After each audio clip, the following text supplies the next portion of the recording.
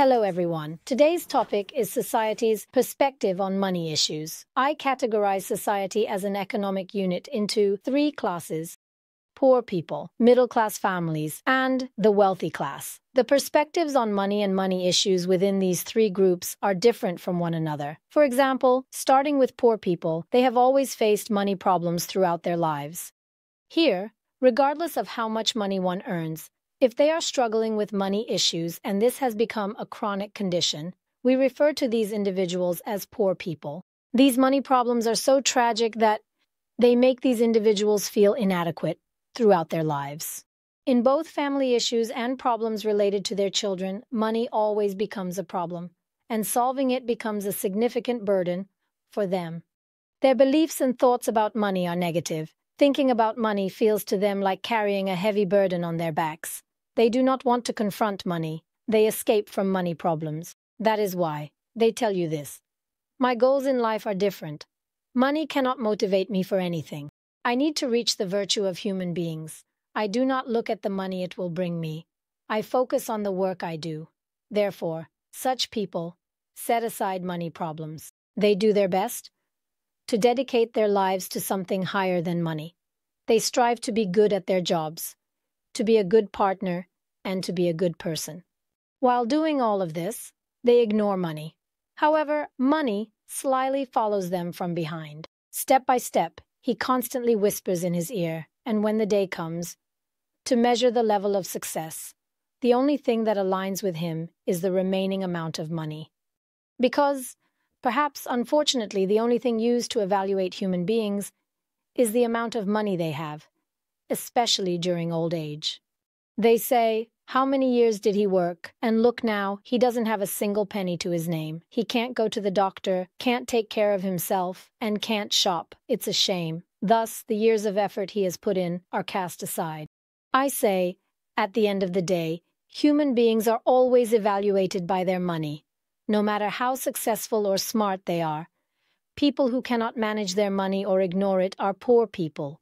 In my definition, a poor person is associated more with whether they have money problems, rather than how much money they earn. However, wealthy people also have financial problems just like poor people. The fundamental difference between them is their ability to solve these issues. The wealthy class respects money and acknowledges its importance. They keep money separate by placing something else in its place.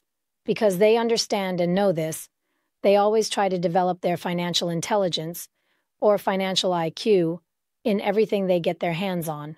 According to the wealthy class, every money problem is an opportunity and a door that opens for them to become even richer. They confront every money issue head-on, consider every disappointment, but emerge from each process having learned something. So how do you determine whether people are poor, wealthy, or middle class? Because the things we are discussing relate more to the perspective on money and financial intelligence rather than the amount of money. I primarily understand from words, because there is a vast difference between the language used by the wealthy class and the language used by poor people. Poor people do not use technical terms or financial terminology. Poor people do not share any information with you regarding how important investing is.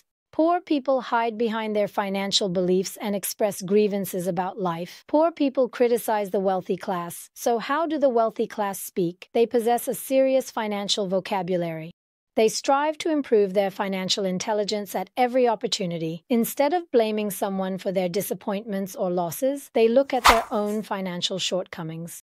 And they work with all their might to improve these conditions. Every handicap is a new opportunity for them. It is a new experience. For this reason, poor people complain about not having money. However, the wealthy class always has plenty of money.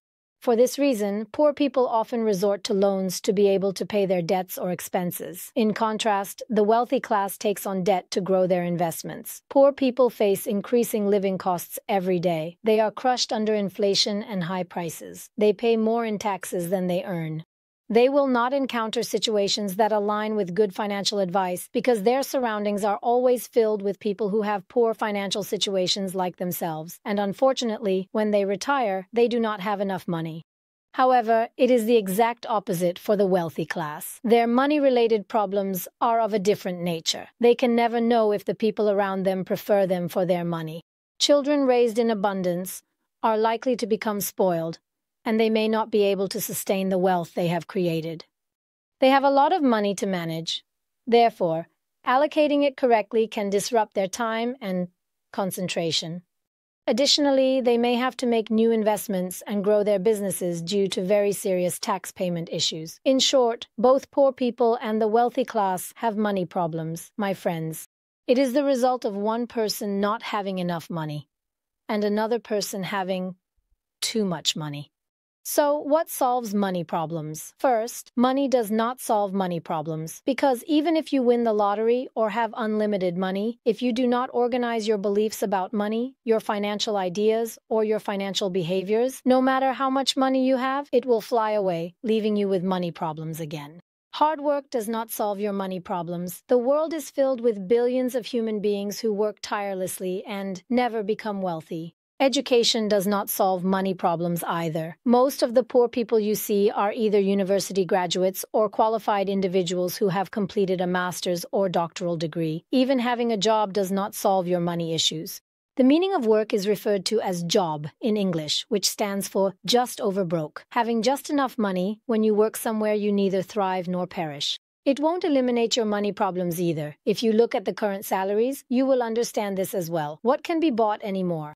Even buying a car is a huge challenge. On top of that, you also need to save money for retirement. So, as you can see, it doesn't provide a permanent solution to your money problems.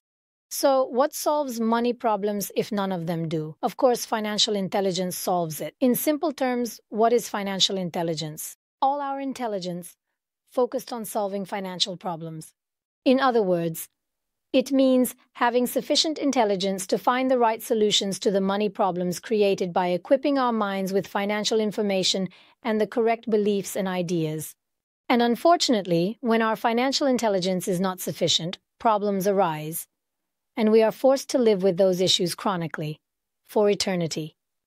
What kind of problems? I can't earn enough money. I'm in debt up to my neck.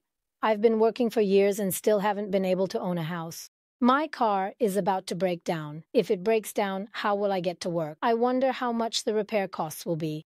I don't have enough money to retire, or I have retired. Just look at these retirement payments. I don't even have any money set aside. For years have I worked for this money, and now what will I do? Or I don't love my job, but I have no means to quit. How can I get out of this job with so much debt? How long will it take me to find a job now? There is already unemployment everywhere. My spouse is sick. God forbid. My child is sick. This one is sick. I need to find money. I have no possessions and no authority. I can't get money from anywhere. I can list dozens of problems arising from a lack of financial intelligence. As I said, only one thing can solve this: financial intelligence. If our financial intelligence is not sufficient to solve these problems, the issues become permanent and continue with us throughout our lives. And unfortunately, today's small money problems can turn into a snowball effect, tomorrow potentially overwhelming us. Whether you like it or not, money issues are problems that should be taken quite seriously. Because money not only affects your comfort, it allows you to live your life in a more effortless and better way. It profoundly affects your entire life, lifestyle, and quality of life. It is the complete freedom of choice that money offers you. Unfortunately, if you have money problems, this freedom is taken away from you.